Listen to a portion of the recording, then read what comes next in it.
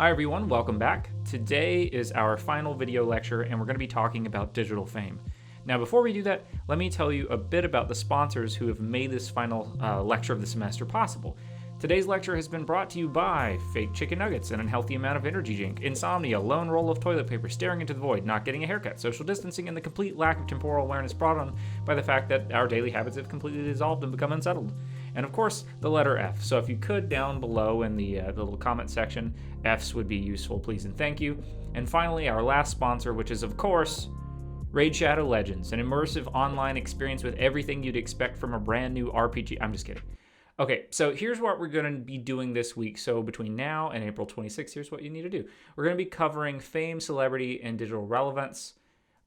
If you have not already submitted up to 8 weekly reading notes, this is your very last time to do that. So make sure you submit those online by Sunday, April 26th at 11:59 p.m. into the appropriate Dropbox. Jessica, who I've already spoken with, is doing the discussion leader duty for this week. Looks like everyone's covered. If I missed you somehow or you missed getting that in, contact me and you'll upload those to the discussion leader supplement. I wanted to screen the 2018 documentary film The American Meme in class. I'm now thinking about hosting a Netflix viewing party for our class sometime next week, most likely on Thursday or Friday, April 23rd or 24th, if enough folks are interested. Accordingly, I posted a survey on our D2L announcements earlier today to see how everyone to gauge your interest. If enough people are interested and want to be social with human beings who exist outside of their home, great. If not, I will not be offended. Internet celebrities operate in a variety of online spaces and build communities around shared interests. There are influencers, some wildly successful and others aspiring to be successful in the video game and nerd culture markets or spaces, makeup and beauty influencers, there's fashion icons and artists. And all of these sort of digital personalities are able to build a following or an audience around themselves and their creative output and, to some degree, monetize it. These creators attract viewers and readers and listeners around themselves or a group of people that they've assembled who create content, all with the express purpose to exert and extend their influence, whether that is to get someone to like, comment, subscribe, click the notification bell, and to become a patron, or to buy their merch or the latest album, or to engage in some other way. The term influencer was officially added to Merriam-Webster in 2019. It's defined as a person who's able to generate interest in something, such as a consumer product, by posting about it on social media. What we might describe as traditional legacy or old media formats tend to foster what are called parasocial relationships with celebrities. Parasocial interaction or relationships is a term coined by Donald Horton and Richard Houle in 1956 to describe a psychological relationship that gives the illusion of a face-to-face relationship with a performer in some form of mass media content.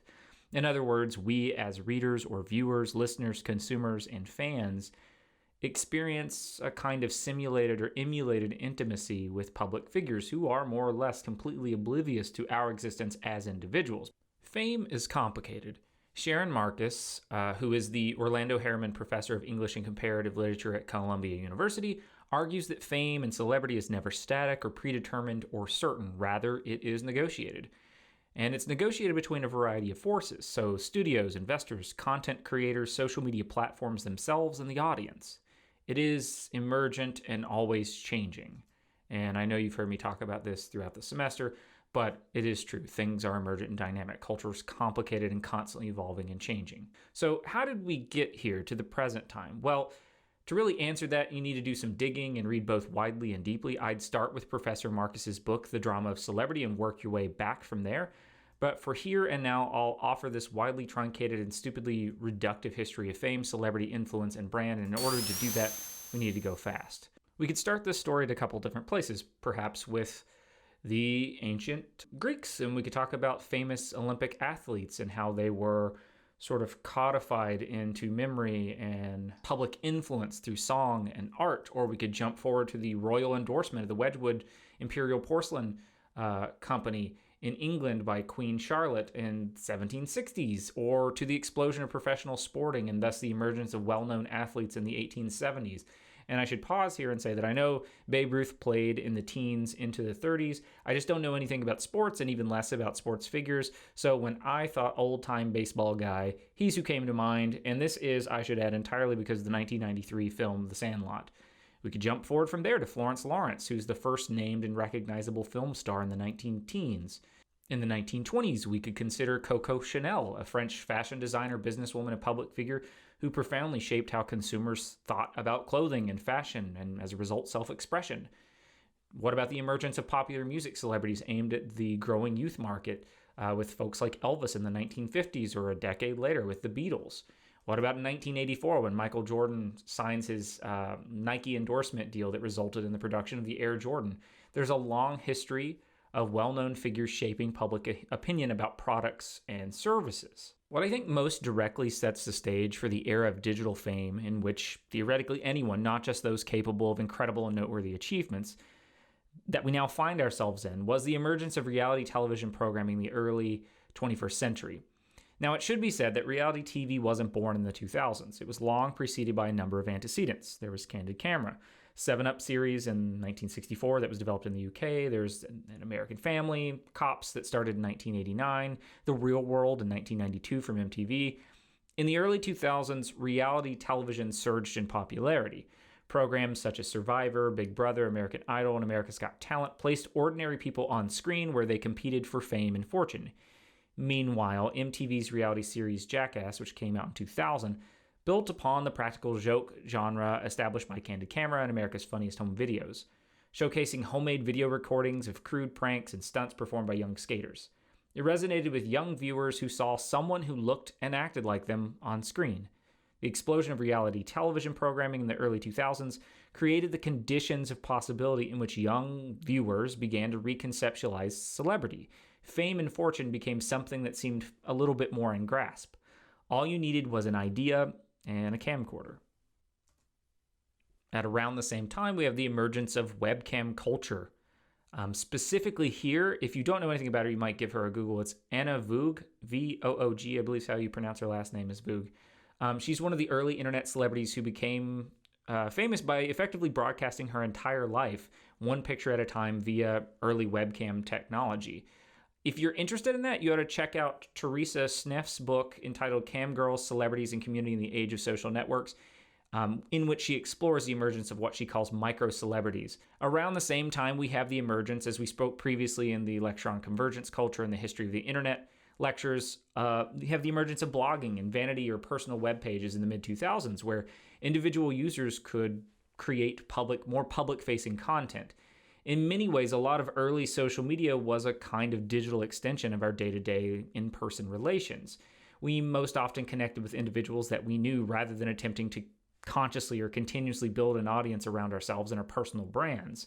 That, however, has changed as individuals and communities of creators have used social media platforms to create businesses and build brands and monetize their identities. Nearly all of the major platforms that now dominate the social media landscape in at least the United States, from Facebook, YouTube, Twitter, Tumblr, Instagram, Twitch, Snapchat, and Vine, rest in peace and now replaced by TikTok in some way, launched over a 9-year period between 2004 and 2013. In the earliest stages of the proliferation of high-speed internet access across the US, a few people had managed to go viral. They uploaded a unique image or video of themselves, and it spread rapidly across various online communities. This gave rise to the first so-called internet celebrities.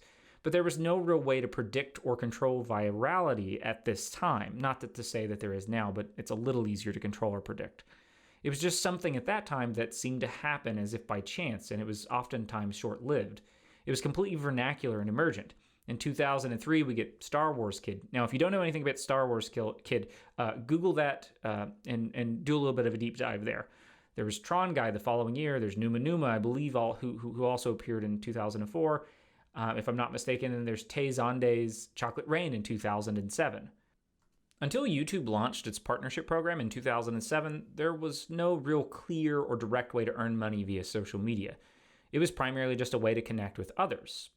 Once users could easily monetize their content, a few entrepreneurial minds began to capitalize on this development. Some were able to grow massive audiences, and a handful were able to generate huge amounts of profit Though I want to temper sort of people's perceptions here. Most individuals who try to become YouTube celebrity or Insta famous aren't able to do so. They aren't able to turn that into a full-time career. It's extremely, extremely unlikely and extremely difficult to do.